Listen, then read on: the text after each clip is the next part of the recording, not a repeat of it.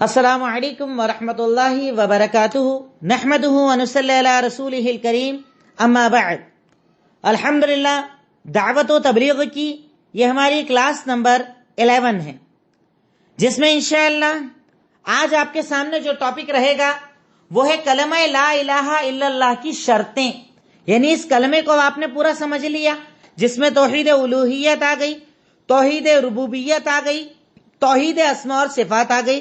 مطلب آج آپ نے یہ جان لیا ہے کہ لا الہ الا اللہ کا معنی کیا ہوتا ہے۔ کلمے کا اگلا پارٹ انشاءاللہ ابھی میں آپ کے سامنے ذکر کروں گا۔ ابھی پہلا حصہ ہم لوگوں نے سمجھ لیا کہ لا الہ الا اللہ کا مطلب کیا ہے، تو اب یہ جاننا ضروری ہے کہ اس کی شرطیں کیا ہیں۔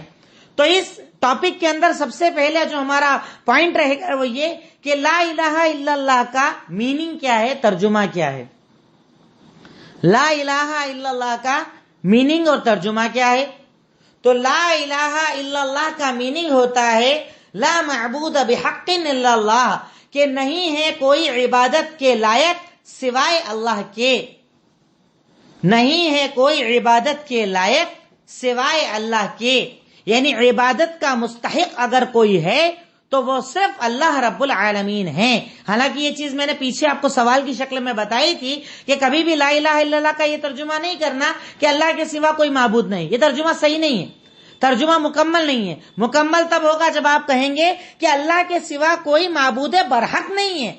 یعنی معبود تو چاہے 10 بنا لے لو، 50 بنا لے لو، عبادت کر لیں جس کی چاہیں، پر وہ جو عبادت کا حقدار ہے، وہ جس کی عبادت ہونا چاہیے، وہ صرف اللہ کی ذات ہے، اس کے سوا کوئی عبادت کا مستحق نہیں ہے، لائق نہیں ہے، حقدار نہیں ہے۔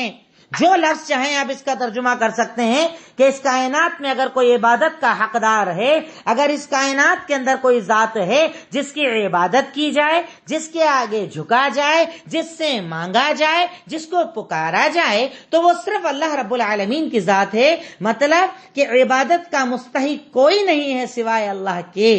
یہ ترجمہ ہو گیا، یہ ہم نے اس کو لفظ کو سمجھ لیا۔ اب کلمے کی شرطیں کیا ہیں، کلمہ توحید کی شرطیں کیا ہیں، وہ کون سی شرطیں ہیں جن کو پورا کرنا اس کلمے کے اندر ضروری ہے۔ جیسے ہمارے یہاں سمجھتے ہیں زبان سے کلمہ پڑھ دینا، زبان سے اقرار کر دینا، ابا اماں نے پڑھا دیا، رشتہ داروں نے پڑھا دیا، بڑے بوڑھوں نے پڑھا دیا، بیٹا پڑھو لا الہ الا اللہ، ہو گئے ہم مسلمان، ہم نے اپنے آپ کو مسلمان مان لیا۔ ہم یہ سمجھتے ہیں کہ سب کچھ ہمارا ہے، ہم نے اگر یہ کلمہ پڑھ لیا تو ہم جنتی ہو گئے۔ ایسا ہرگز نہیں ہے۔ کلمہ صرف زبان سے پڑھ لینا ہم لوگوں کے لیے کافی نہیں ہے، جب تک کہ کلمے کی شرطوں کو پورا نہ کیا جائے۔ کلمے کی شرطوں کو پورا کرنا یہ بنیاد ہے جنت میں جانے کے لیے، یہ بنیاد ہے اللہ کی رضا کے لیے، یہ بنیاد ہے جہنم سے نجات کے لیے۔ تو یہ بڑا اہم ٹاپک ہے جو میں آج آپ کے سامنے رکھنے جا رہا ہوں کہ کلمے کی شرطیں کیا ہیں۔ تو کلمے کی ٹوٹل 7 شرطیں ہیں۔ 7 شرطوں کو میں ایک ایک دلیل کے ساتھ انشاءاللہ آپ کے سامنے رکھوں گا۔ چھوٹا سا ٹاپک ہے، سمجھ میں اگر آ جائے تو انشاءاللہ زندگی کے اندر اور زیادہ آپ کو مزہ آئے گا۔ کلمے کی اگر آپ سے کوئی پوچھے کتنی شرطیں ہیں تو آپ کہیں گے کلمے کی 7 شرطیں ہیں۔ 7 چیزیں ہیں جس پر کلمہ توحید ڈیپینڈ ہے، کلمہ توحید کی بنیاد ہے۔ سب سے پہلی چیز علم۔ علم جو ہے وہ کلمے کی شرط ہے، کلمے کی بنیاد ہے علم۔ اور اس کی دلیل سورہ محمد آیت نمبر 19، اللہ تعالیٰ کا فرمان فَاعْلَمْ أَنَّهُ لَا إِلَهَ إِلَّا اللَّهُ، تم جان لو، علم حاصل کر لو کہ اللہ کے سوا کوئی معبود برحق نہیں ہے۔ مطلب اگر آپ کلمہ پڑھ رہے ہیں، زبان سے ادا کر رہے ہیں، تو آپ کو اس کے میننگ کا علم ہونا چاہیے کہ اگر اب میں نے یہ کلمہ پڑھ لیا کہ اللہ کے سوا کوئی معبود برحق نہیں، تو میں اللہ جیسا کسی کو نہ مانوں، اللہ کے ساتھ شرک نہ کروں، اللہ کے ساتھ کفر نہ کروں، اللہ تعالیٰ کی صفات اور خاصیت کے اندر کسی اور کو شامل نہ کروں، تب میں نے کلمے کو مانا یا کلمے کے شرط کو ادا کیا۔ کہ کلمہ صرف زبان سے نہ پڑھا جائے، کلمے کا علم حاصل کیا جائے. یہی تو علم ہے جو آپ حاصل کر رہے ہو، جو میں آپ کو پڑھا رہا ہوں، آپ مجھ سے سیکھ رہے ہو. یہی علم ہے کہ آپ اپنے کلمے کو پہچان رہے ہو کہ کلمے کا مطلب کیا ہے.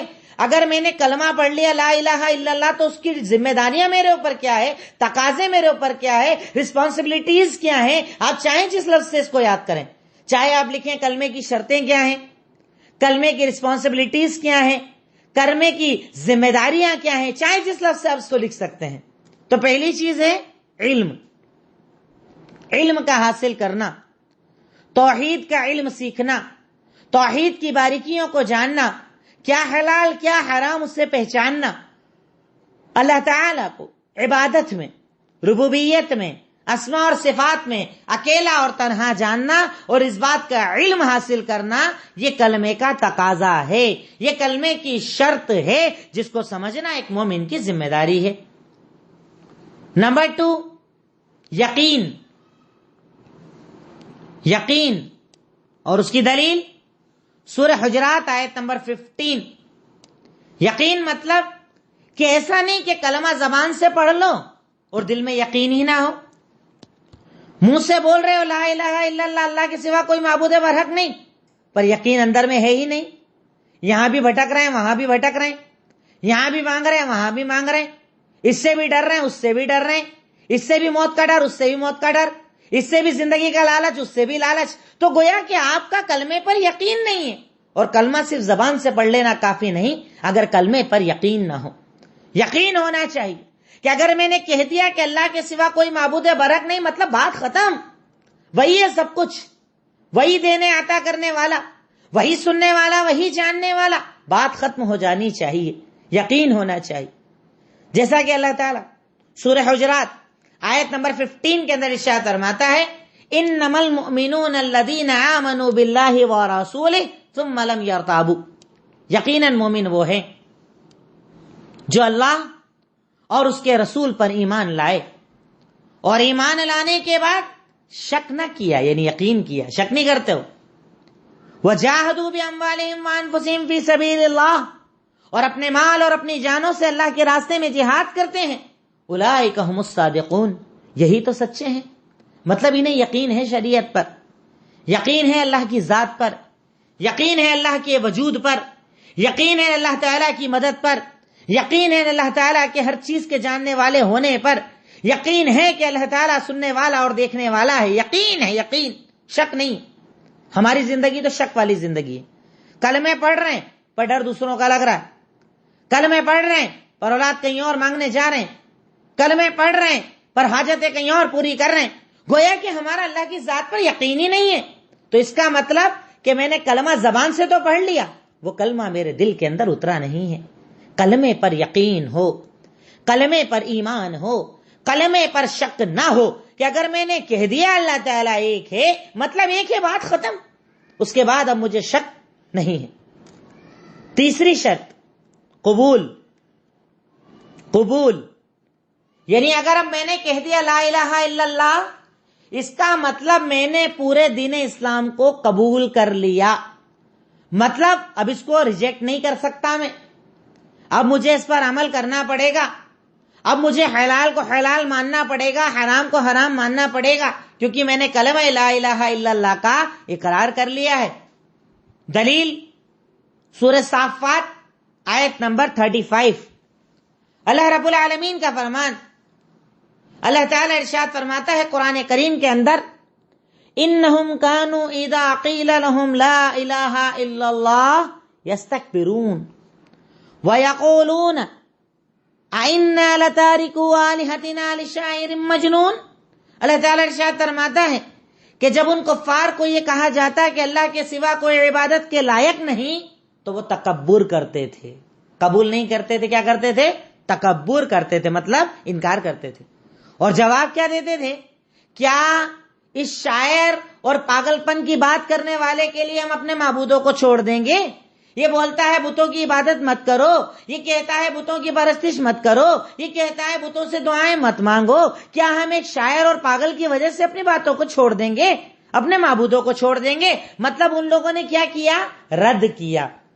اور کلمہ ہم سے ڈیمانڈ کرتا ہے کہ ہم قبول کریں. یعنی اللہ جو بول دے، اللہ کے نبی جو بتا دیں، جو دین اور شریعت ہمیں دے دیا جائے اسے قبول کر لینا، ایکسپٹ کر لینا، مان لینا. اور اسی کی دوسری دلیل لکھیے سورہ نور آیت نمبر 51. اللہ تعالیٰ کا فرمان انما کان قول المؤمنین اذا دعوا الی اللہ ورسولہ لیحکم بینہم ان یقولوا سمعنا واطعنا. یقیناً مومن وہ ہیں کہ جب انہیں کہا جاتا ہے یہ اللہ کا فرمان ہے، یہ اللہ کے نبی کا فرمان ہے، تو وہ جواب میں کہتے ہیں سمعنا واطعنا، سن لیا مان لیا. یہ مومن ہوتا ہے، سن لیا مان لیا، بات ختم. اللہ نے کہا ہے نا مان لیا، اللہ کے نبی نے کہا ہے نا مان لیا. مجھے سمجھ میں آئے نہ آئے، میرے دماغ میں آئے نہ آئے، میری عقل میں آئے نہ آئے، مجھے اچھا لگے نہ لگے. ہمارے یہاں دیکھیے یہ والا سسٹم ہے کیا قبول والا. ہمارے یہاں تو شریعت کو اپنے اصولوں پر تولا جاتا ہے. اگر میرے اصولوں پر شریعت ہو تو میں شریعت کو قبول کرتا ہوں، ورنہ میں شریعت کو چھوڑ دیتا ہوں. حلال مجھے اچھا نہیں لگتا، حرام مجھے پسند آتا ہے، کیونکہ میرے اندر قبول کا جذبہ نہیں ہے، قبول کرنے کا جذبہ نہیں ہے. کلمے کی شرط یا اس تقاضے پر، اس رسپانسبلٹیز پر میرا عمل نہیں ہے کہ میں کلمے کی شرطوں کو مانوں اور انہیں سمجھوں. اور کلمے کی شرط ہے قبول کر لینا، اللہ تعالیٰ کی باتوں کو تسلیم کر لینا. یہ دین اسلام، یہ دین شریعت، یہ مذہب اسلام جو اللہ تعالیٰ نے قرآن اور احادیث کی شکل میں مجھے دیا ہے، میں ڈائریکٹ قبول کر لوں. سمعنا واطعنا، سن لیا مان لیا، بات ختم. یہ صحابہ کرام کی زندگی تھی. کوئی سوال نہیں، کوئی کنفیوژن نہیں، دماغی گھوڑے نہیں، لاجک نہیں. اللہ کے نبی نے بول دیا، بات ختم ہو جاتی تھی وہیں پر بات. اسے کہا جاتا ہے قبول، جو صحابہ کرام کا جذبہ تھا. پوائنٹ نمبر 4، انقیاد، سر جھکا دینا. آپ چاہیں تو انقیاد لکھ دیں، چاہے سر جھکا دینا. یہ قبول کی ایک اور سٹیپ اوپر ہو گئی. مطلب قبول مطلب ایکسپٹ کر لینا، اور انقیاد مطلب اس کے آگے سر ہی جھکا دینا، بات ختم، پورا جھک جانا اس کے آگے. انقیاد، سر جھکا دینا. دلیل سورہ لقمان آیت نمبر 22، وَمَن يُسْلِمْ وَجْهُهُ إِلَى اللَّهِ وَهُوَ مُحْسِنٌ فَقَدِ اسْتَمْسَكَ بِالْعُرْوَةِ الْوُثْقَى. جس انسان نے اپنے آپ کو اللہ کے آگے جھکا دیا اور وہ احسان کرنے والا ہے، تو گویا کہ اس نے مضبوط رسی کو تھام لیا. یعنی اللہ کے آگے جھک جانے، اللہ کے آگے خواہشات کو جھکا دے، اللہ کے آگے ضرورتوں کو جھکا دے. میرا دماغ کیا کہتا ہے، میری عقل کیا کہتی ہے، مجھے کیا اچھا لگتا ہے اس سے فرق نہ پڑے، میرے رب کو کیا اچھا لگتا ہے اس سے فرق پڑے.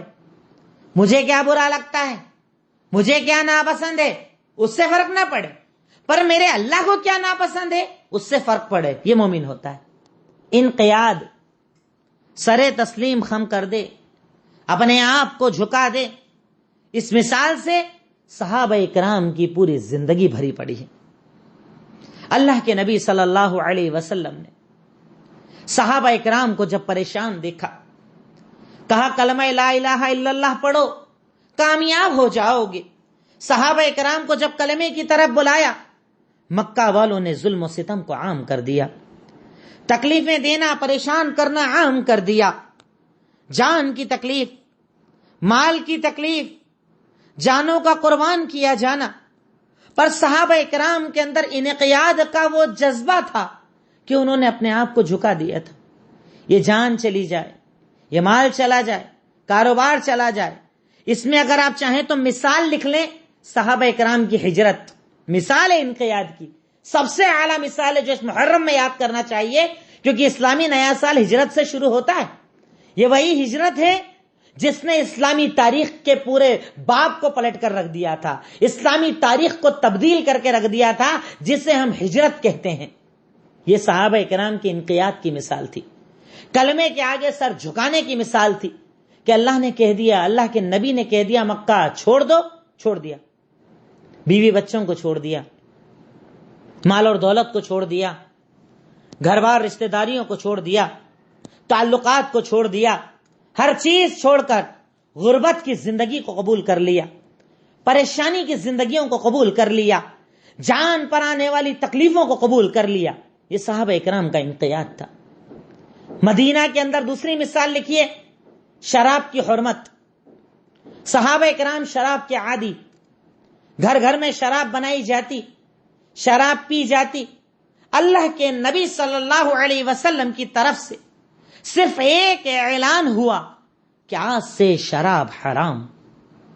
صحابہ کرام جو شراب کے عادی تھے، تاریخ لکھنے والوں نے لکھا کہ جو شراب پینے والے تھے، جن کے گھروں میں مٹکے بھرے ہوئے تھے، مٹکوں کو توڑ دیا، جن کے ہاتھوں میں پیالے تھے، پیالوں کو پھینک دیا، اور جن کے منہ میں شراب تھی، انگلیاں ڈال کر الٹیاں کر دی کہ میرے نبی نے حرام کر دیا، میرے دین نے حرام کر دیا، میرے دین نے منع کر دیا۔ بات ختم۔ اب اس کے بعد ہم کچھ سوچ نہیں سکتے، اس کے بعد ہم عمل کر نہیں سکتے۔ یہاں پر اس پوائنٹ پر رک کر ایک بار اپنی زندگی کو دیکھیے، کیا ہمارے اندر انقیاد کا جذبہ ہے؟ مکان لینا ہے، پتہ ہے لون لینا حرام ہے، لے لو، کیا دقت ہے؟ کیونکہ انقیاد نہیں ہے نا ہمارے اندر، جھکنا نہیں ہے نا شریعت کے آگے۔ ہمیں تو گلیاں تلاش کرنا ہے، ہم تو اپنی خواہشات پر اسلام کو تولتے ہیں۔ مولوی سے پوچھتے ہیں، مولوی کہتا ہے حرام ہے لون لینا، تو مولوی کی نہیں مانتے، اپنے دماغ کی مانتے۔ شادی کرنا ہے، پتہ ہے کہ رسم و رواج حرام ہے، پر نہیں، انقیاد نہیں ہے ہمارے اندر۔ ہمارے اندر دنیا کو دکھانا اور اسٹیٹس پورا کرنا ہے۔ پتہ ہے پردہ کرنے کا حکم ہے، اپنے جسموں کو ڈھانکنے کا حکم ہے، پر ہمارے اندر انقیاد نہیں ہے، جھکنا نہیں ہے۔ ہمیں دنیا کے اندر اپنے حسن کا اظہار کرنا ہے۔ کس کس مقام پر ہم انقیاد کی دھجیاں اڑاتے ہیں، دین اسلام کی دھجیاں اڑاتے ہیں، اور اس کے بعد ہم یہ سمجھتے ہیں کہ کلمہ پڑھ کر جنت مل جائے گی، زبان سے صرف لا الہ الا اللہ کہہ دینے سے جنت مل جائے گی۔ یہ ہماری اور آپ کی بے وقوفی ہے۔ جب تک کہ انقیاد ہمارے اندر نہ آئے، سر کو جھکا دینا ہمارے اندر نہ آئے، بنا سوچے سمجھے شریعت پر عمل کرنے کا جذبہ نہ آئے، تب تک ہم اپنے آپ کو جنت کا مستحق نہیں بنوا سکتے۔ نیکسٹ پوائنٹ نمبر 5، صدق، سچائی۔ صدق، سچائی۔ کلمے کی ایک شرط یہ ہے کہ کلمے کو سچے دل سے قبول کیا جائے، اور اس کو کون جھوٹے دل والا ہوتا میں آگے بتاتا ہوں انشاءاللہ آپ کو۔ سچے دل سے کلمے کو قبول کیا جائے۔ دلیل سورہ عنکبوت آیت نمبر 1 2 3، 3 آیتیں ہیں، 1 نمبر، 2 نمبر اور 3 نمبر۔ اللہ تعالیٰ ارشاد فرماتا ہے، الف لام میم احسب الناس ان يتركوا ان يقولوا آمنا وهم لا يفتنون وَلَقَدْ فَتَنَّ الَّذِينَ مِن قَبْلِهِمْ فَلَيَعْلَمَنَّ اللَّهُ الَّذِينَ صَدَقُوا وَلَيَعْلَمَنَّ الْكَاذِبِينَ۔ اس آیت کو اپنے دماغوں میں بسا لو۔ یہ جو آج حالات چل رہے ہیں نا ہمارے سامنے، کاروبار کی تنگی، بیماریاں، یہ وہ پریشانیاں، ان سب کے بیچ میں یہ آیت یاد رکھنا تو آپ کو پتا چلے گا کہ آپ کلمے کے اندر سچے ہیں یا نہیں ہیں۔ اللہ تعالیٰ کیا کہتا ہے، الف لام میم احسب الناس ان یترکوا، کیا لوگوں نے یہ سمجھ رکھا ہے کہ وہ بولیں گے ہم اللہ پر ایمان لائے اور چھوڑ دیے جائیں گے؟ مطلب تم کو کیا ایسا لگتا ہے کہ تم لا الہ الا اللہ بولو گے اور چھوڑ دیے جاؤ گے؟ اس کے بعد تمہارا امتحان ہوگا، دنیا میں آزمائے جاؤ گے، کبھی کاروبار لے کر، کبھی جانے لے کر، کبھی مال لے کر، کبھی بارش روک کر، کبھی بیماری دے کر، الگ الگ طریقے سے تم آزمائے جاؤ گے۔ کیوں؟ کیونکہ تم سے پہلے امتوں کو بھی آزمایا گیا، اور اس آزمائش کا مقصد کیا تھا؟ اللہ تعالیٰ سچوں کو جھوٹوں سے الگ کرنا چاہتا تھا کہ بھئی زبان سے تو ہم سب بول رہے ہیں لا الہ الا اللہ محمد الرسول اللہ، اللہ کے سوا کوئی معبود برحق نہیں، اللہ کے نبی کو ہم رسول مانتے ہیں۔ ارے زبان سے بولنا تو بڑا آسان ہے، سچا کون ہے؟ مطلب عمل کرنے والا کون ہے؟ کون ہے عمل کرنے والا؟ کہ جب اللہ تعالیٰ تیرے چلتے کاروبار کو بند کر دے تو کون اس ٹائم یہ کہے گا انا للہ و انا الیہ راجعون؟ اللہ جب تک چل رہا تھا چلانے والا تو، اب رک گیا تو روکنے والا تو، الحمدللہ۔ گھر میں انتقال ہو جائے، کون یہ کہے گا اللہ جب تک تھا دینے والا تو، اب لے لیا لینے والا تو، الحمدللہ۔ یہ سچائی ہے مومن کی، یہ سچا ہونا ہے مومن کا۔ مثال میں اس سے پہلے 2-3 درس کے اندر آپ کے سامنے وہ مثال مشہور بتا چکا ہوں حضرت ابو طلحہ اور ان کی بیوی کی، کہ بیٹے کا انتقال ہوا تو بیوی شوہر سے کہہ رہی ہے کہ بتاؤ اگر اللہ تعالیٰ اگر کوئی انسان تمہیں کوئی امانت دے اور واپس مانگے تو کیا کرنا چاہیے؟ کہا دے دینا چاہیے۔ کہا اللہ نے اولاد دی تھی واپس لے لی۔ یہ کردار تھا ان کا، سچے تھے وہ، کلمے کے اندر سچے تھے، کلمے کے تقاضوں میں سچے تھے، کہ انہوں نے نعمتوں کے چھن جانے پر کبھی یہ نہ کہا کہ اللہ کے نبی آپ پر ایمان لائے تو ہمارا تو مکہ ہی چھوٹ گیا، ہمارا تو گھر ہی چھوٹ گیا، ہمارا تو کاروبار چھوٹ گیا۔ نہیں، سب چھوڑ دیا۔ کیوں؟ دین چاہیے نا، جنت چاہیے نا، تو چھوڑنا پڑتا ہے۔ تکلیف آئے گی، آزمائش آئے گی، انہیں یہ بات پتا تھی پر ہمیں پتا نہیں ہے۔ اپنے تو امتحان ہی ختم نہیں ہوتے، اپنے یہاں تو بہت ٹینشن چلا کرتے ہیں، اپنے یہاں سے تو بیماری ہی نہیں جاتی ہے، اتنا کرتے اتنا نماز پڑھتے پھر بھی تمہارا کاروبار نہیں چلتا۔ یہ ہمارے یہاں تقدیر پر اعتراض ہوتا ہے۔ سچے ہیں ہم کلمے کے اندر؟ ارے اگر سچے ہو تو قرآن کریم کی اس آیت نمبر 123 سورہ عنکبوت کو دماغ میں بٹھا لو کہ اگر ایمان لائے ہو، کلمہ پڑھا ہے نا، تو امتحان ہوگا، کیونکہ یہ امتحان تمہاری سچائی کو ثابت کرتا ہے کہ کون سچا ہے اور کون جھوٹا ہے۔ یعنی اللہ تعالیٰ کے امتحانات پر جو صبر اور شکر ادا کرتا ہے وہ سچا ہے، اور جو ناشکری کرتا ہے وہ جھوٹا ہے۔ کہ بولتا تو ہے لا الہ الا اللہ، پر اللہ جب آزماتا ہے نا تو کمزور پڑ جاتا ہے، بھاگنے لگ جاتا ہے۔ اور یہاں پر آپ یہ بھی لکھ لیں کہ کلمے میں جھوٹا کون ہے اللہ کی نظر میں؟ تو جھوٹے کو منافق کہا جاتا ہے، مومن نہیں کہا جاتا۔ اس صدق والی شرط کو جو پورا نہ کرے اسے کیا کہا جاتا ہے؟ منافق کہا جاتا ہے، جس کا ذکر اللہ تعالیٰ سورہ منافقون آیت نمبر 1 کے اندر کرتے ہوئے ارشاد فرماتا ہے اذا جاءك المنافقون قالوا نشهد انك لرسول الله والله يعلم انك لرسوله واللہ یشہد ان المنافقین لکاذبون۔ کہ اللہ کے نبی سنیے، یہ منافق جب آپ کے پاس آتے ہیں نا، آ کر پتہ ہے کیا بولتے ہیں؟ ہم گواہی دیتے ہیں کہ آپ اللہ کے رسول ہیں۔ اللہ کیا بول رہا ہے؟ اللہ جانتا ہے آپ اللہ کے رسول ہیں، پر اللہ گواہی دے رہا ہے منافق جھوٹے ہیں۔ کیوں؟ کلمہ پڑھتے تو پر جھوٹا پڑھتے ہیں، مطلب دل میں ایمان نہیں ہے ان کے، آزمائشوں پر رکتے نہیں ہیں، اللہ کو ایک مانتے نہیں ہیں، یہ تو صرف دنیا کے فائدے کے لیے کلمہ پڑھ رہے ہیں، ان کے دلوں کے اندر سچائی موجود نہیں ہے۔ تو آپ اور ہم اپنے آپ کو ایک ترازو کے اندر رکھ کر دیکھیں کہ اگر ہمارا ایمان، ہمارا کلمہ پڑھنا سچا، سچے کا مطلب کہ اللہ کے ہر امتحان پر ہم شکر ادا کرتے ہیں تو ہم سچے ہیں، ورنہ ہم منافق ہو جائیں گے، منافقوں کی صف میں داخل ہو جائیں گے، اسلام سے خارج ہو کر نفاق میں داخل ہو جائیں گے اگر ہم کلمے کی شرط کے اندر سچے نہیں ہیں۔ تو پوائنٹ نمبر 6، اخلاص۔ کلمے کی ایک شرط ہے، چھٹی شرط اخلاص، جس کے بارے میں اللہ تعالیٰ ارشاد فرماتا ہے سورہ زمر آیت نمبر 2 انا انزلنا الیک الکتاب بالحق فاعبد اللہ مخلصا لہ الدین۔ ہم نے آپ پر کتاب یعنی قرآن کو نازل کیا حق کے ساتھ، سچائی کے ساتھ۔ فاعبد اللہ، آپ اللہ کی عبادت کیسے کیجئے؟ مخلص ہو کر، صرف اللہ کے لیے۔ اور اس کو تو میں بہت ڈیٹیل میں ریاکاری کے باب میں آپ کو بتا چکا ہوں کہ کلمے کی ایک شرط ہے اخلاص۔ اب اگر آپ نے یہ کہہ دیا تو کلمے کی چھٹی شرط ہے اخلاص۔ اب جو بھی عمل کریں، اگر آپ کلمہ پڑھ رہے ہیں لا الہ الا اللہ محمد الرسول اللہ، تو اس کا مطلب یہ ہے کہ آپ کے ہر عمل کے اندر مقصد اب کون ہونا چاہیے؟ اللہ۔ میں خرچ کروں تو کس کے لیے؟ اللہ کی رضا کے لیے۔ روزہ رکھوں کس کے لیے؟ اللہ کے لیے۔ نماز پڑھوں کس کے لیے؟ اللہ کے لیے۔ غریبوں کو کھانا کھلاؤں کس کے لیے؟ اللہ کے لیے۔ میں دین کا جو بھی کام، جو بھی عمل، جو بھی چیز کروں کس کے لیے؟ اللہ کے لیے۔ مسجد بنانا، مدرسہ بنانا، کوئی بھی نیک کام کرنا کس کے لیے؟ صرف اللہ کی رضا کے لیے۔ یہ کلمے کی شرط ہے، کلمہ لا الہ الا اللہ کی شرط ہے۔ ہمارے ہاں لوگ کیا سمجھتے ہیں نا، بڑا آسان ہے مسلمان ہونا، کلمہ پڑھے ہو گیا کام۔ ہمارے ہاں تو زیادہ تر تعداد وہی ہے۔ آج کے اس پڑھے لکھے دور کے اندر بھی 50% ایسے مسلمان ملیں گے جو باپ دادا والے مسلمان، ابا اماں نے نام رکھ دیا، عید منا لی 2 ٹائم، دل ہوا تو جمعہ پڑھ لیا، اور جمعہ اور اتوار کو گوشت بنا کے کھا لیا، ہو گیا کام ختم۔ دین اتنا آسان نہیں ہے، دین پر عمل کرنا پڑتا ہے، دین کے لیے محنتیں کرنا پڑتی ہے، دین کے لیے اپنے آپ کو لگانا پڑتا ہے، تب جا کر اللہ رب العالمین دنیا اور آخرت میں بڑے بڑے انعامات دیتا ہے۔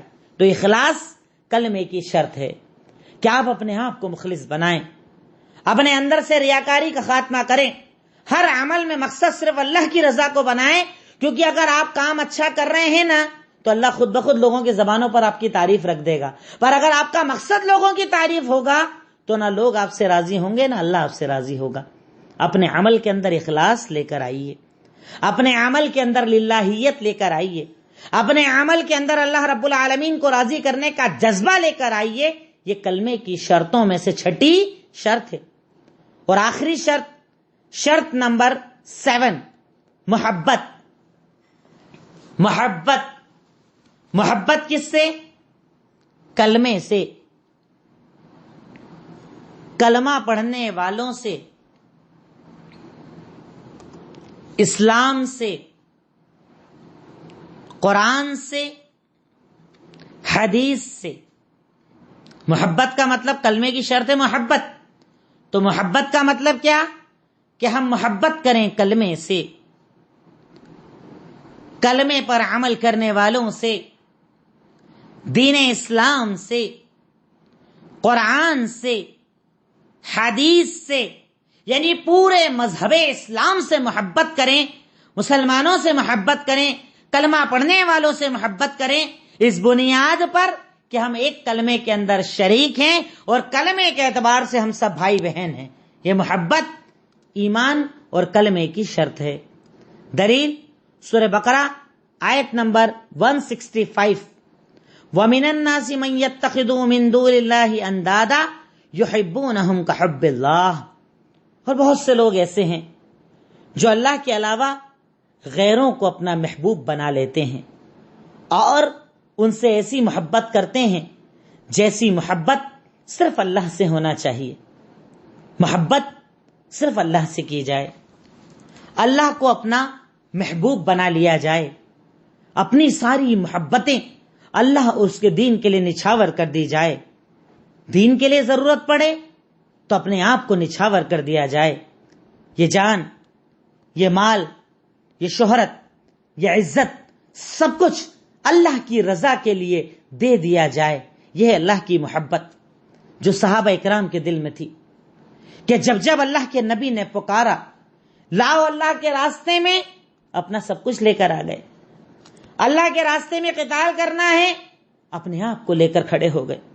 یہ نہ سوچا میرے پیچھے کیا ہوگا، گھر والوں کا کیا ہوگا، کون ان کا خیال رکھے گا، مال اللہ کے راستے میں دے دوں گا، میرا اپنا کیا ہوگا، جو ہم سوچتے ہیں ہر کام کے پہلے، ہر نیکی کے پہلے۔